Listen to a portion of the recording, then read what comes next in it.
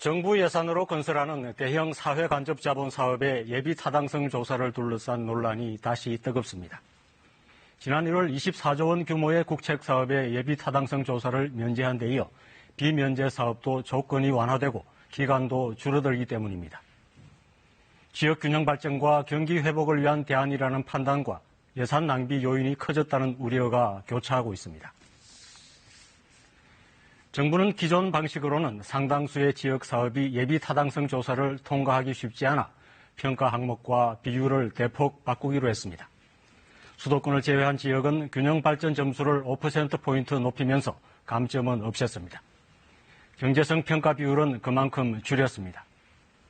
그동안 사업성이 낮아 표류하던 지역 거점 도시 중심의 SOC 사업이 혜택을 보게 됩니다.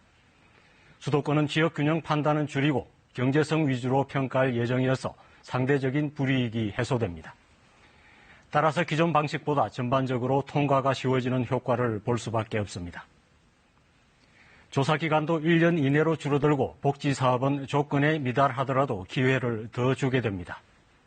생활 여건과 간접 고용 효과까지 평가 기준에 포함돼 정책적인 판단의 가능성도 더 높였습니다. 지난 1월 예타 면제 사업을 포함해 현 정부 들어서만 이미 30조 원 가까운 SOC 사업이 예비 타당성 조사 없이 추진되고 있습니다. 정부는 이번 조처로 지역 균형 발전이 가속화할 것으로 보고 있습니다. 전국적인 교통망 확충으로 수도권 집중을 막는 효과도 있다는 분석도 나옵니다.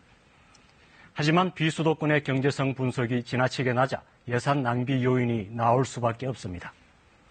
조사기관의 경제성 평가보다 전문가위원회의 정책적 판단이 더 큰 결정권을 가지는 것도 문제입니다. 무분별한 사업을 막기 위한 타당성 조사의 취지를 정무적 결정으로 훼손해서는 안 됩니다.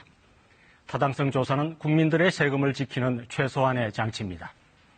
조건이 완화된 만큼 예타 면제도 축소해야 할 때입니다. 선심 쓰듯 나눠주는 일은 더 이상 없어야 합니다. 뉴스 해설이었습니다.